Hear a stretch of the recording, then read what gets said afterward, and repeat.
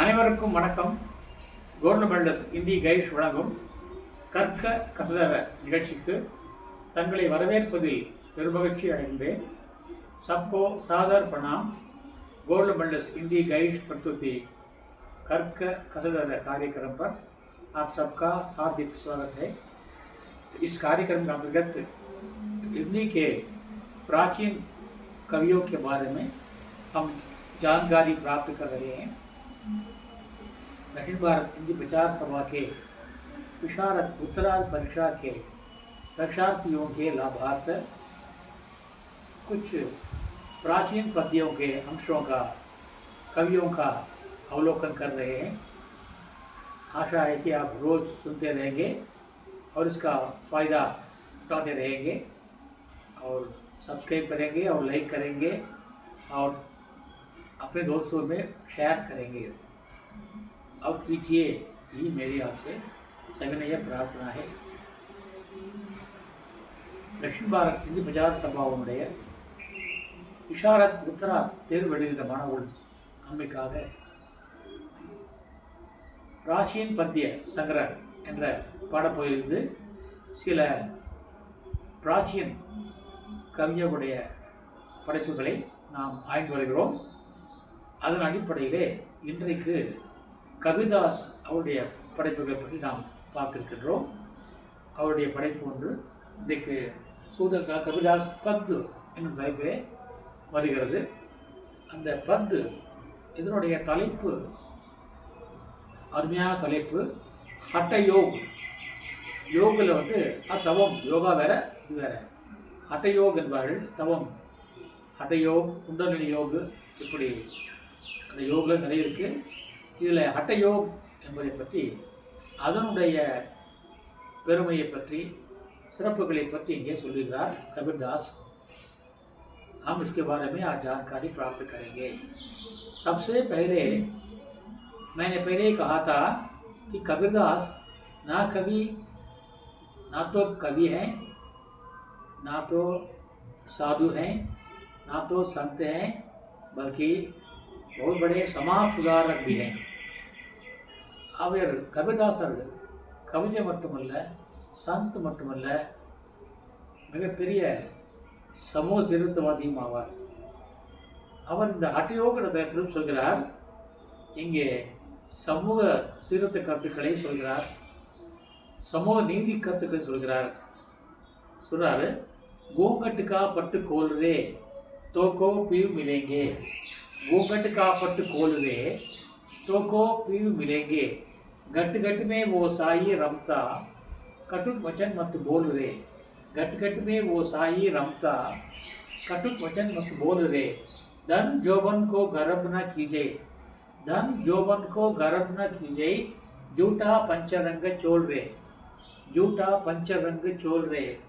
सुन्न महल में दियरा बारिले, सुन्न महल में दियरा बारिले.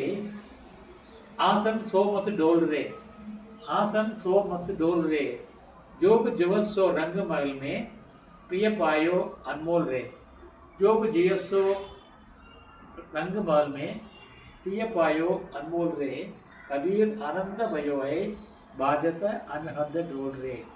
कबीर आनंद भयो है बाजत अनहद डोल रे. இது பத்து. இந்த பாடல சிறப்பு முதல் வரியே பாருங்கள், மிக அருமையாக இருக்கிறது. घूंघट का पट्ट खोल रे.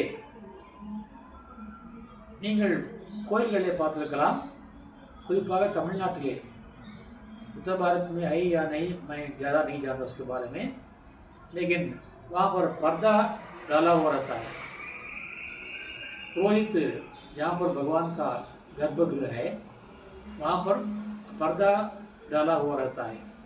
हम लोग सोचते हैं कि वो स्वामी का अलंकार हो रहा है, श्रृंगार हो रहा है, इसीलिए उन्होंने ये पर्दा डाल रखा है. एक प्रकार से वो भी ठीक है, लेकिन कबीरदास का कहना है कि आप लोग घूंघट का पट्ट खोल रहे. उत्तर भारतवासी घूंघट पहनते हैं, पर्टिकुलरली महिलाएं घूंघट पहनती हैं. आपको मालूम है तमिलनाडु में ऐसा नहीं है, स्त्रियाँ घूंघट नहीं पहनती. उत्तर भारत में मोस्ट ऑफ द लेडीज वो घूंघट पहनती हैं। वो तो पुराना रिवाज है, वो संस्कृति है, हमारे भारत की संस्कृति है। तो संस्कृति में वो घूंघट इसलिए डालते हैं कि वो उनका रिवाज है। कोई दूसरा कोई हमारा चेहरा ना देखें, जैसे कि गल्फ कंट्री में भी सब पर्दा डाल रहते हैं, पूरा पर्दा रहता है। औरतों के लिए पर्दा पूरा रहता है, सिर्फ आंखों के लिए वो खाली जगह रहता है। वो लोग देखती हैं और आती हैं जाती हैं, पूरा पर्दा ढका हुआ रहता है। इसलिए उनको देखकर उसको घूंघट कहते हैं। तमिल मुक्काடு என்பார்கள்। முக்காடு போட்டு போறாங்க। ये मुक्काடு என்பதற்கு घूंघट कहते हैं। घूंघट का पट्ट खोल रहे हे मानव, मनुष्यगणे मक्कड़े साधुक्कड़े, आप लोग घूंघट का पट्ट खोल रहे। அந்த घूंघट का पट्ट को खोल रहे। यहाँ पर घूंघट का मतलब है स्त्रियों का घूंघट नहीं है, वो नहीं है। यहाँ पर जाति के नाम पर, धर्म के नाम पर, नीच जाति उच्च नीच के नाम पर, अमीर गरीब के नाम पर जो पर्दा है, जो घूंघट है, उसको आप खोलिए। भगवान के मंदिर में सभी को जाने का और प्रवेश का हक है। पहले वो हक नहीं था। कुछ गलियों में भी जाने के लिए कुछ जातियों के लिए हक नहीं था। मंदिर में घुसने के लिए भी जगह नहीं था, दर्शन करने के लिए भी वो हक नहीं था। इस प्रकार का वो जमाना, इसलिए कबीरदास जी कहते हैं उस घूंघट का पट्ट खोल रहे, वही भगवान है। घूंघट का पट्ट खोल रहे तो को फिर मिलेंगे। फिर मतलब भगवान, जो जाति के नाम पर, धर्म के नाम पर और ऊंच नीच के नाम पर, अमीर गरीब के नाम पर, ऊंच जाति नीच जाति इसी नाम पर, अमीर गरीब के नाम पर जो पर्दा डाल रखे हैं, घूंघट डाल रखे हैं, उस घूंघट को खोलिए, हटाइए, तो तभी आपको भगवान मिलेगा, नहीं तो भगवान नहीं मिलेंगे। क्योंकि वे ही भगवान हैं। गरीबों की मुस्कुराहट में ही भगवान को दिखता है। ஏழையின் சிரிப்பில் இறைவனை காண்போம், ऐसा तमिल नेता ने कहा था। गरीबों की मुस्कुराहट में मैं भगवान को देखता हूँ। इसलिए उन लोगों की मुस्कुराहट में ही भगवान होते हैं। आप क्यों अपने मुंह चेहरे को बंद करके रखे हैं, तो कैसे आप भगवान को पाएंगे? நீங்கள் உங்களுடைய முகத்திலே ஜாதியின் பெயராலே, மதத்தின் பெயராலே, ஏழை பணக்காரன் என்ற பெயராலே, ஓய்ந்தவன் தாதன் என்ற பெயராலே அந்த முகத்திலே நீங்கள் ஏன் போட்டிருக்கிறீர்கள்? அதை நீங்கள் முதல்ல விளக்குங்கள். அந்த முக்காட்டை விளக்குங்கள். முக்காட்டை விளக்கினால் உங்களுக்கு பகவான் தெரிவார். எப்படி கோயிலே திரையை வைக்கினார் பகவான் தெரிவாரோ, அப்புறம் நீங்கள் உங்களுடைய முக்காட்டை விளக்கினால் भगवान தெரியார்। घूंघट का पट्ट खोल रहे तो को प्रिय मिलेंगे। यहाँ पर प्रिय का मतलब है प्रिय। भगवान हमारे सबके लिए प्रिय है ना, इसलिए तुमको भगवान मिलेंगे, प्रिय मिलेंगे। अच्छा, और आगे बढ़ते हैं। कबीरदास जी मैं बोल रहा है, घट घट में वो साई रमता, कटुक वचन मत बोल रे। घट घट में वो साई रमता, कटुक वचन मत बोल रे। சில பேர் பாருங்க, ஏழையை பார்த்து, ஏழை எளியவரை பார்த்து திட்டுவார்கள். ஏ எருமை இங்கே வாடா, ஏ கழுதை இங்கே வாடா என்று சொல்வார்கள். இது வந்து சகஜமாக போய்விட்டது. கூலி தொழிலை பார்த்து ஏ எருமை இங்கே வாடா, ஏ கழுதை இங்கே வா என்று திட்டுவார்கள். அப்போ நீங்கள் திட்டாதீர்கள்। क्योंकि घट घट में वो साई रमता, भगवान जो है हर शरीर में विद्यमान है। घट घट में हर शरीर में साई रमना, ரம்மன் ஒட்டிக்கிறது, ஒட்டிட்டு இருக்கார்। ஒவ்வொரு உடம்பிலும் இறைவன் இருக்கிறார், இறைவன் ஒட்டி கொண்டிருக்கிறார், இருக்கிறார்। ஆகவே கற்றுக் வச்சன் மத்து போலுரே, நீங்கள் அவளை பற்றி கசப்பான வார்த்தைகளை, கீழான வார்த்தைகளை நீங்கள் பேசாதீர்கள்। நீங்கள் அவளுக்காக கீழான வார்த்தைகளை பேசினால் அது இறைவனை திட்டுவது போல। आप उनको गालियाँ मत दें। आप उनको गालियाँ देने का मतलब यह है कि आप भगवान को गालियाँ दे रहे हैं। இறைவனையே நீங்கள் திட்டுவதாக அர்த்தமாகிவிடும்। ஆகவே தயவு செய்து நீங்கள் அந்த ஏழை எளியவர்கள் தாழ்ந்த மக்களுக்கு எதிராக நீங்கள் கசப்பான வார்த்தைகளை பேசாதீர்கள், தீய வார்த்தைகளை கெட்ட வார்த்தைகளை பேசாதீர்கள், அவளை சாடாதீர்கள், गालियाँ मत दें, साड़ादीர்கள்.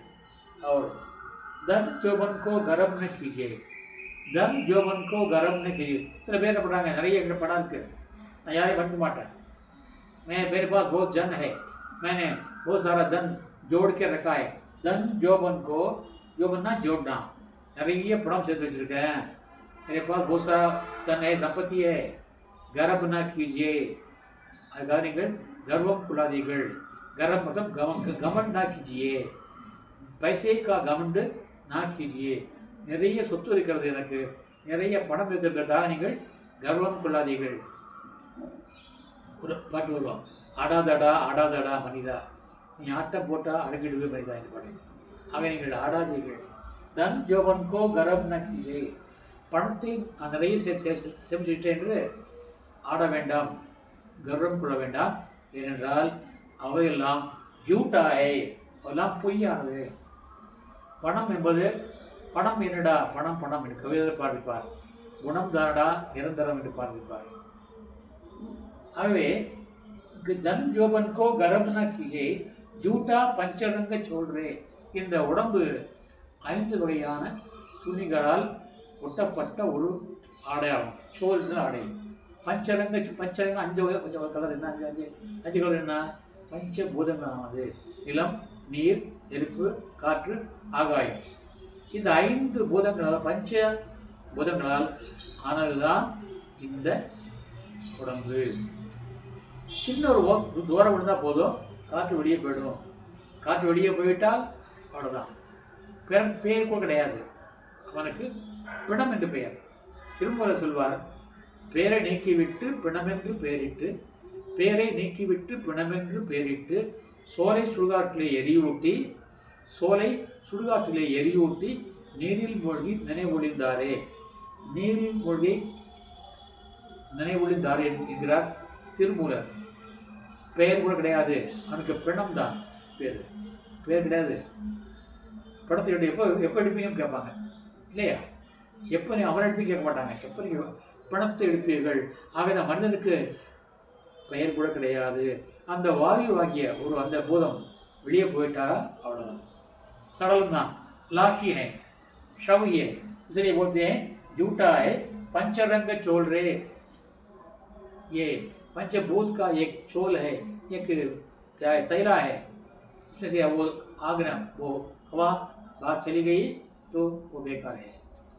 वो क्या है, मिट्टी है, वो शव है, लाश है. इसलिए आप धन जोबन के लिए गर्व न कीजिए. पैसे जमाने जमा कर रखा है, इसलिए घमंड मत करो, सबका सम्मान करो.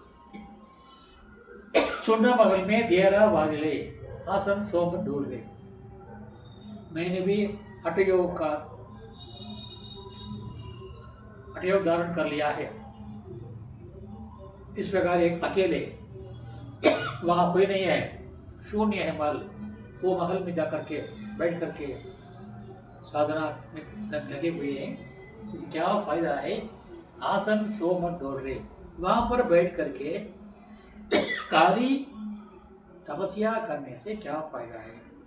जब तक तेरे मन में इतनी सारी विषमताएं हैं, उनके உள்ளங்களே இவ்வளவு தீயவர்கள் இருக்கின்ற பொழுது அவர்களை வெளியேற்றாமல் அமர்ந்து கொண்டு தியானம் செய்வதால், ஆசன் சோமம் டோரே, ஆசனம் போட பாருங்க, யோகாசனம் பண்ண வேண்டாம்.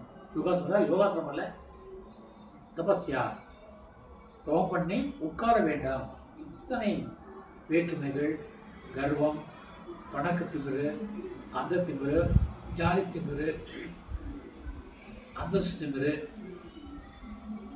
இந்த இத்தனை திமிரு இருக்கும்போது நீ உட்கார்ந்து கொண்டு நீ தவம் செய்தால் எப்படி ஒரு பகவான் கிடைப்பார். ஆகவே ஆசன் சோமது டோல்ரே செய்யாதீங்க. அப்போ அனைத்தையும் விட்டுவிட்டு, வேற்றுமையெல்லாம் விட்டுவிட்டு, எல்லோரும் நாங்களே என்ற எண்ணத்தோடு நீங்கள் ஒருமித்த மனதோடு எல்லோரும் இந்நாட்டு மன்னர், எல்லோரும் இறைவனுடைய பிள்ளைகள்.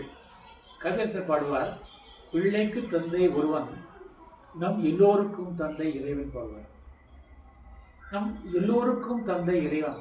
அன்பை இறைவனை மட்டும் நினைத்து பார்த்து கர்வங்களை, வேற்றுமைகளை, மதத்தின் பெயராலோ, ஜாதியின் பெயராலோ, இனத்தின் பெயராலோ, பணத்தின் பெயராலோ, உயர்ந்தவன் தாது என்ற பெயராலோ, ஏழை பணக்காரர் என்ற பெயராலோ உள்ள அத்தனை வேற்றுமைகளையும், பணத்திமிரோ எல்லாவற்றையும் விட்டுவிட்டு ஒன்றையே நினைத்து, ஒருவனையே நினைத்து நீங்கள் தவம் இருந்தால் அது வெற்றி கிடைக்கும். அப்பொழுது ஜோக ஜுகசோ ரங்க மகள்மே.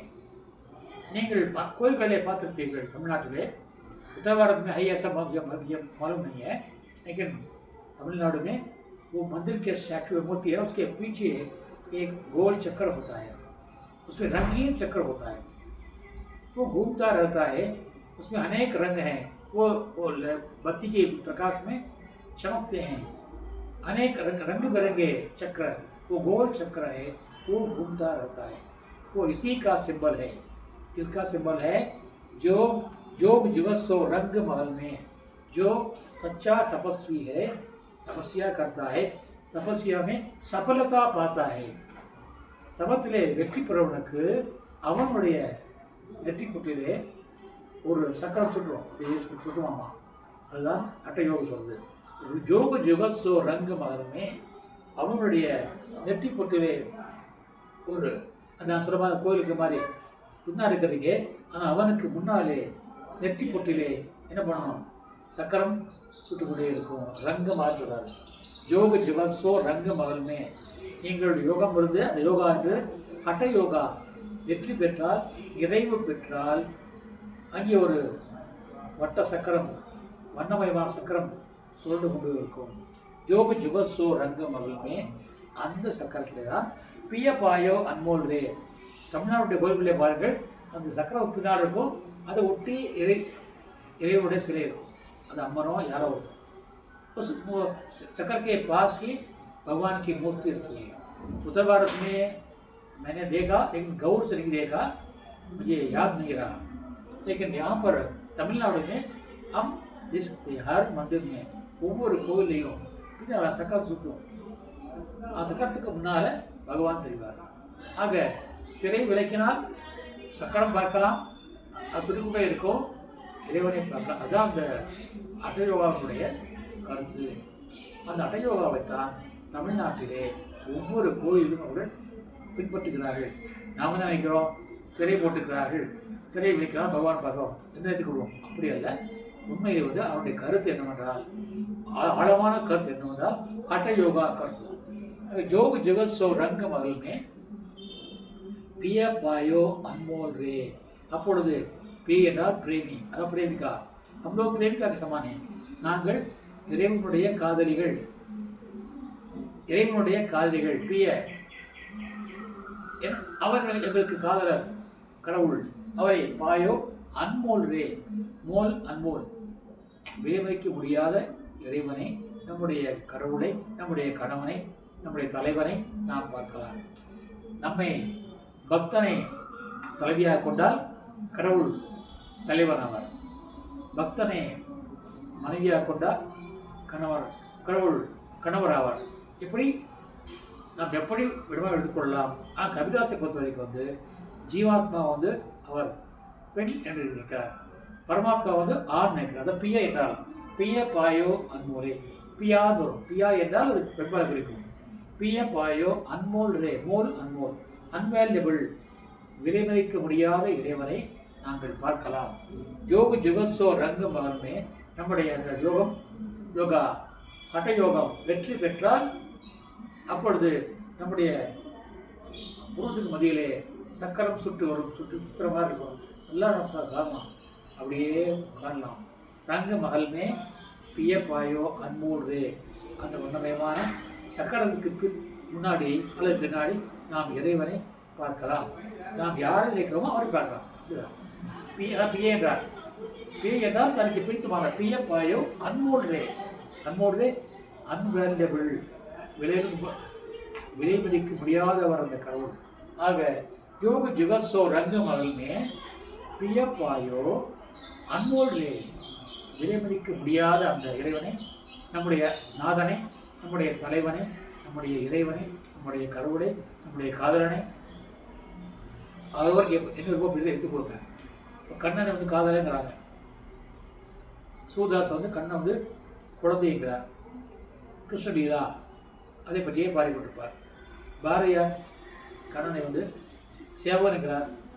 எங்கிருந்தோ வந்தான் இடைச்சாது நான் என்றான், இங்குவனை யார் பெறவே என்ன தவம் செய்து விட்டேன்.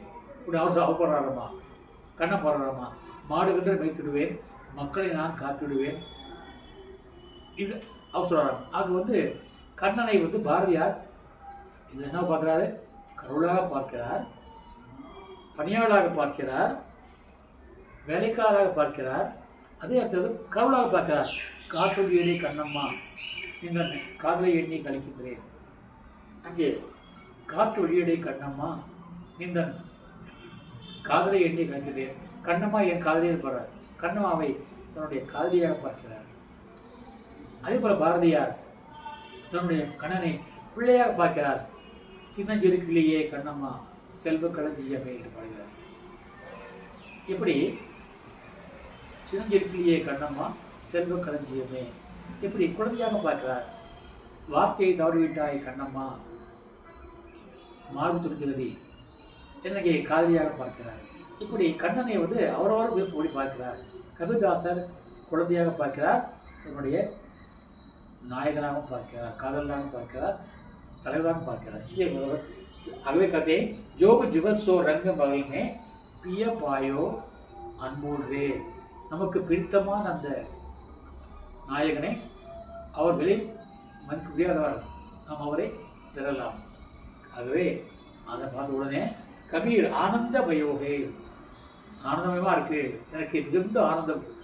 அதாவது நாம் அன்றாடம் உண்ணுவது, உடுப்பது, உறங்குவது, கழிப்பது, ஆடுவது, பாடுவது எல்லாமே வந்து சிற்றின்பம். இறைவனை அடைவதுதான் பேரின்பம் என்பார்கள். ஆக கபீர் ஆனந்த பயோகை, எனக்கு மிக ஆனந்தமாக இருக்கிறது, மிகுந்த ஆனந்தமாக இருக்கிறது என்றால் அந்த இறைவனை பார்த்த பிறகு பாஜத்தை அனகத டோல்ரே, நீங்கள்லாம் பார்த்துருப்பீர்கள் கோயில்களிலே அந்த தீபாவளி காட்டுறதுக்கு முன்னால் வந்து மேளம் அடிப்பார்கள். நிறைய மழை அடிக்கும், பேர் ரொம்ப, அதாவது சக்கரவாத்தின்னு சொல்லுவாங்க. அந்த மாதிரி இது பயங்கரமாக அடிப்பாங்க. அந்த அந்த ஓசையை கேட்டாலே சில பேருக்கு வந்து அவ்வளோ சாமி வந்துடும் இல்லையா? அது எதுக்காகனா இதுக்காக அந்த ஹடயோகம் செய்தால் அந்த சக்கரத்திலே அங்கே உருவத்திலே சக்கர இறைவனை பார்த்த பிறகு, சக்கரத்தை பார்த்த பிறகு இந்த இரண்டு பக்கமும் நம்முடைய கண்ணுக்கு கீழே இரண்டு பக்கம் வந்து ஒரு ஆறு ஓடும். அந்த ஆறு இசைக்கும், அந்த தண்ணீர் ஓடுகின்ற கலகல ஓசையானது இசை எழுப்பும். ஆனந்த பயோயை பாஜத்தை பஜ்தாகை ஒலிக்கிறது. என்ன? அன்ஹத டோல்ரே. அன்ஹது என்றால் ஹத்து அன்ஹது, அதாவது எல்லையில்லாத ஒரு முரசு மேளம், செண்டை மேளம், முரசு மேளம் அத்தனை அங்கே ஒலிக்கும். பாஜத்தை அன்ஹத டோல்ரே. டோல் தான் முரசுமாங்க. இந்த முரசு இந்த பலவித வாத்தியங்கள், எண்ணற்ற வாத்தியங்கள் நீங்கள் கோவிலே பார்க்கலாம். அந்த தீபாவளி காட்டுகின்ற பொழுது எண்ணற்ற வாத்தியங்கள். அது எப்படி தெரியுமா? நான் உட்காந்து விற்பட்டே இருப்போம். அவர் திரையை விளக்குவார், விளக்கிய பிறகுதான் இத்தனையும் தெரியும். ஆக நாங்கள் யோகாவிலே உட்கார்ந்து கொண்டு நம்முடைய அனைத்தையும் விளக்கிவிட்டால் நமக்கு சக்கரம் தெரியும், இறைவன் அது கிடைப்பார், இறைவனுடைய அருள் கிடைக்கும் நமக்கு. அப்புறம் அந்த இசை முழங்கும் இல்லவா? அந்த முழங்குவது பாஜத்தை அன்ஹத டோல்ரே. அதை அன்ஹத அத்து மீது பாருங்க. அத்துதான் எல்லை, அன்லிமிட்டெட் மியூசிக்கல் இன்ஸ்ட்ருமெண்ட்ஸ் அங்கே முழங்கும். கணக்கற்ற இசை முழக்கங்கள் அங்கே முழங்கும். அது கேட்க பார்க்க ஆனந்தமாக இருக்கும். ஆனந்த பயோகை, ஆனந்தமாக இருக்கிறது. ஆனந்த பயோகை பாஜத்தை அனஹத டோல்ரே, நம்முடைய இருபுறத்திலும் அந்த ஆறு வெள்ளம் ஓடுறது மாதிரி ஓடும். அப்படியே எண்ணற்ற எல்லையற்ற இசை கருவிகள் முழங்கும்.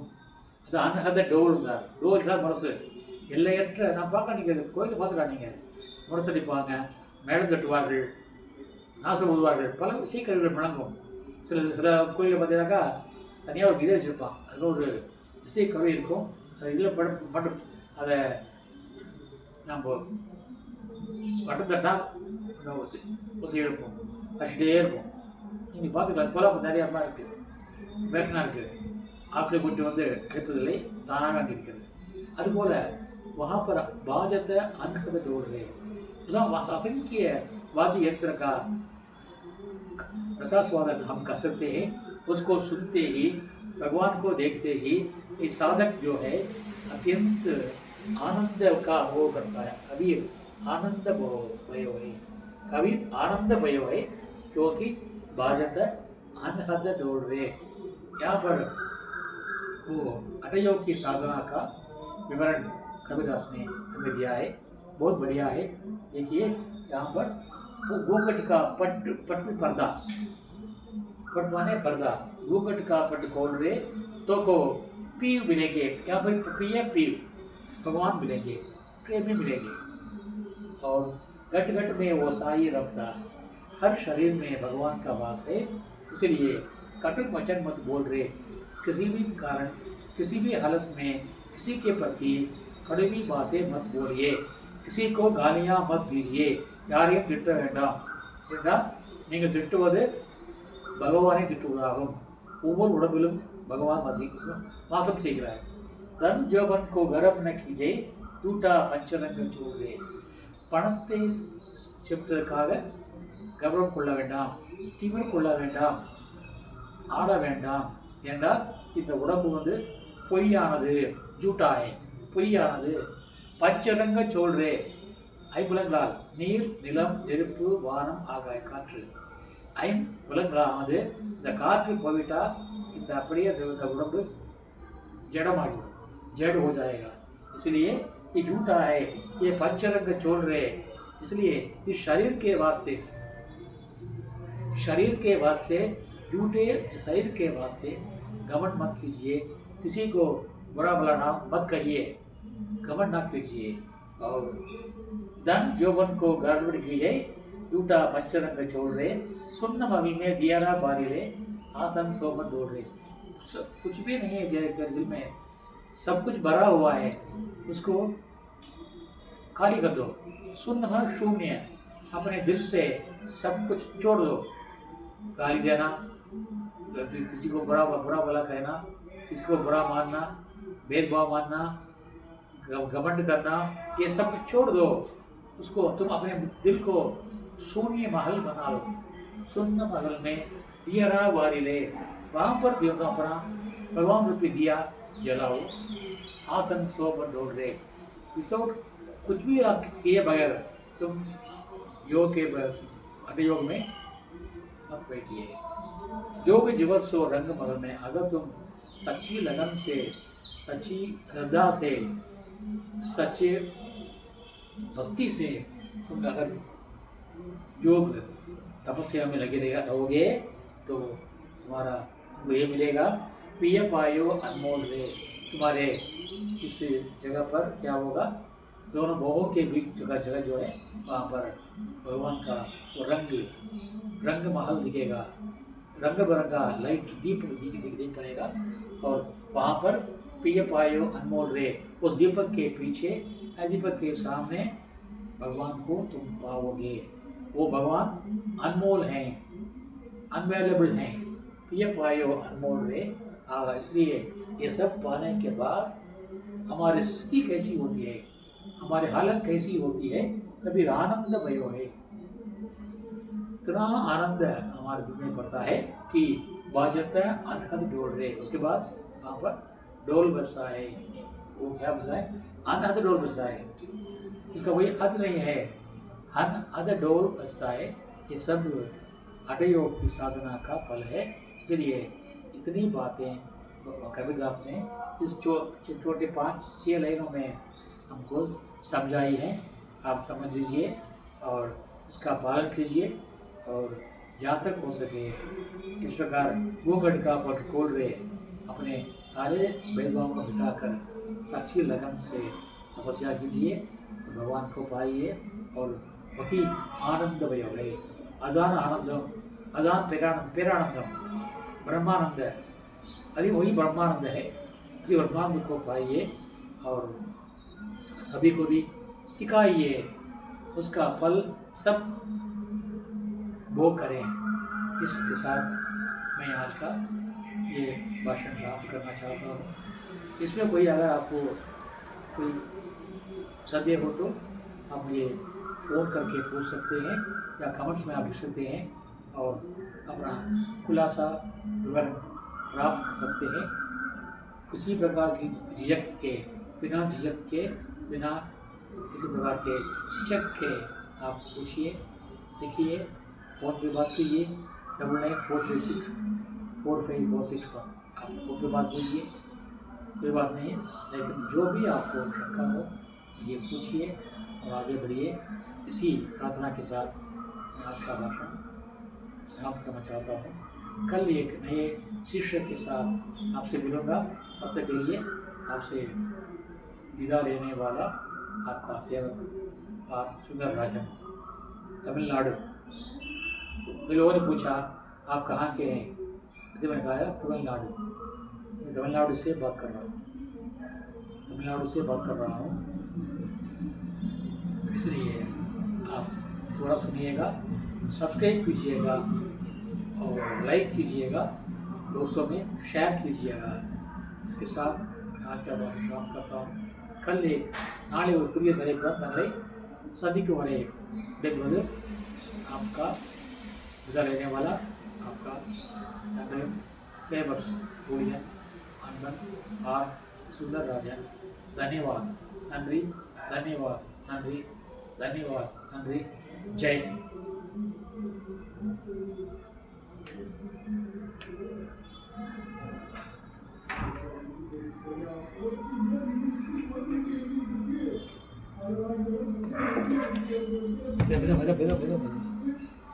बेदा